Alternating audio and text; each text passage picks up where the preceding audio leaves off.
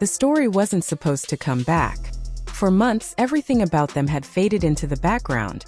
Not erased, just quietly filed away.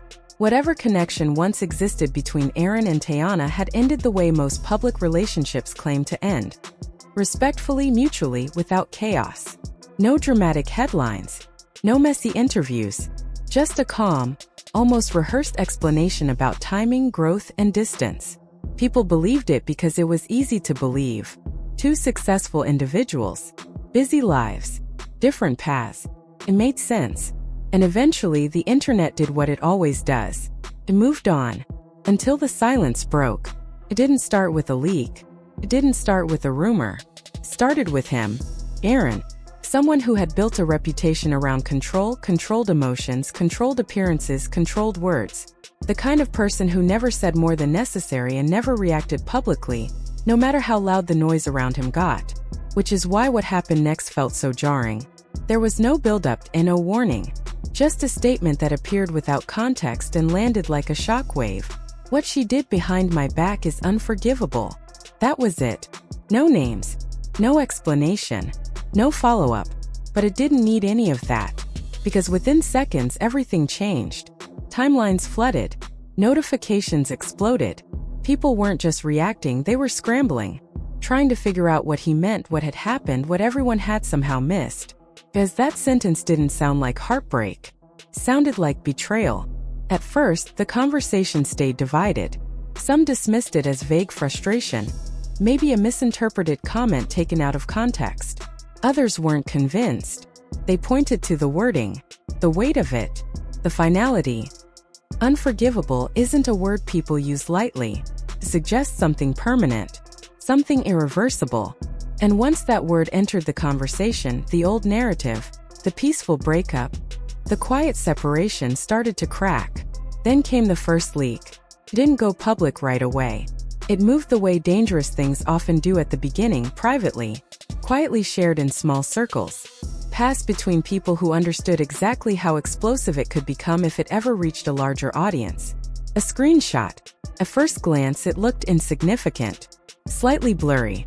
Cropped just enough to remove obvious identifiers. Easy to question, but not easy to ignore. Because when people looked closer, the details started to stand out. A message thread. Late-night timestamps. Short responses. Casual tone. And at the center of it, one line that changed everything. Don't tell him. He'll overthink it. That was the moment the tone shifted. Because now this wasn't about two people drifting apart. This was about secrecy. And secrecy has a way of rewriting entire stories. Within minutes of the screenshot going public, the internet transformed. People dissected every pixel. Zoomed in. Adjusted brightness. Compared fonts. Debated authenticity like investigators building a case. Was it real? Was it edited? Was it even connected to them? No one could answer for sure. But the uncertainty didn't slow anything down. If anything, it made it worse. Because speculation fills gaps faster than facts ever can. And then, just as the conversation reached its peak, a second leak surfaced. This time it wasn't visual. It was audio. Low quality. Slight static. The kind of recording that feels accidental, or maybe never meant to be heard outside a private moment. First, it was hard to make out. Background noise. Muffled tones. Then the voices became clearer. A woman's voice, calm but cautious. You said you wouldn't say anything. A pause. A male voice responded, quieter. I didn't. Another pause. Then the line that sent everything into chaos.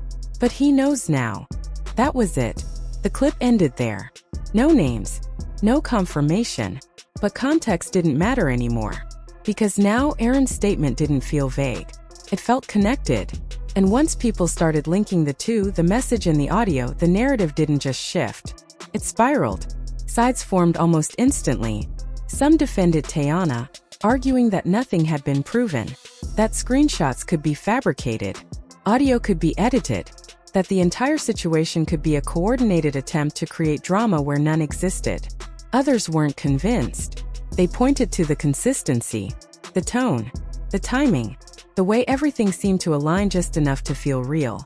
And as the debate intensified, the internet did what it does best. It went backward. Old footage resurfaced. Clips that had once been overlooked suddenly felt important.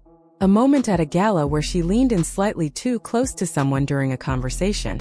An after-party video where Aaron stood off to the side, quieter than usual, his expression harder to read. Interviews that were once seen as playful now felt layered with tension.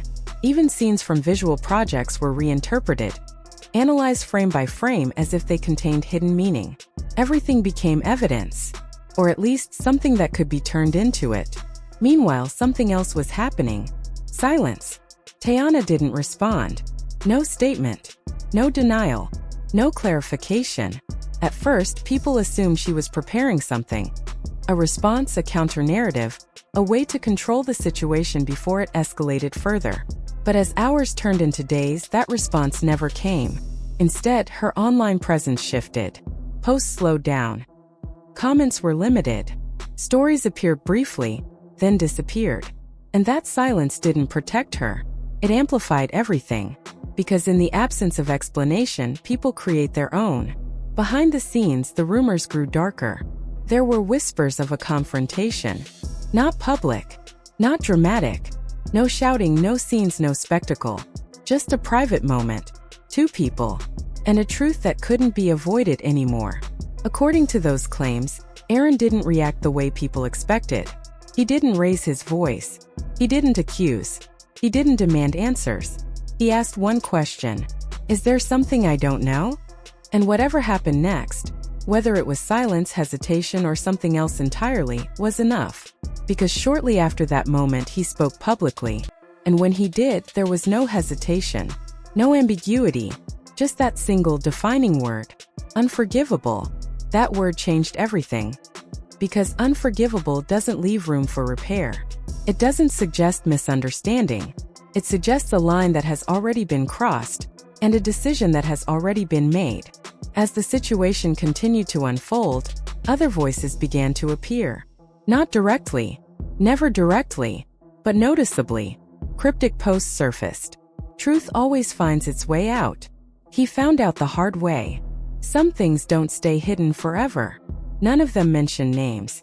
But they didn't have to, because timing speaks louder than specifics. And then came another shift. A live stream. Not from Aaron. Not from Teyana. But from someone claiming to know what really happened. No face. No identity. Just a voice and a statement that added a new layer to everything. This didn't start recently. This been happening. That line changed the timeline. Because now the question wasn't just what happened. It was how long it had been happening. And that question carried a different kind of weight. Because if this wasn't a single moment, this wasn't a mistake, then everything people thought they understood about the relationship, the public appearances, the chemistry, the consistency, had to be reconsidered. It suggested something else entirely. Two realities existing at the same time. One public, one private, and the gap between them growing wider over time. As the pressure built, another piece of content surfaced. A screen recording, posted by an anonymous account with no history. The caption was simple. Since everyone's confused, here's context. The video showed a phone screen scrolling through messages.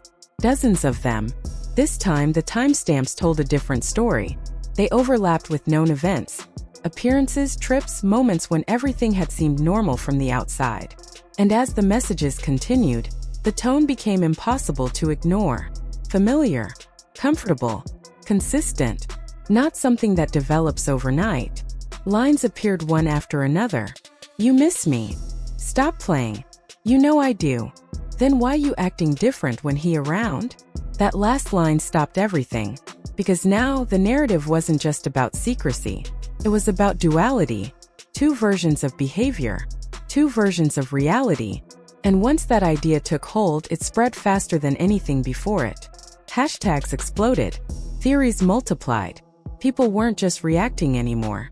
They were building timelines, trying to connect every piece into something that made sense. Meanwhile, Aaron remained silent.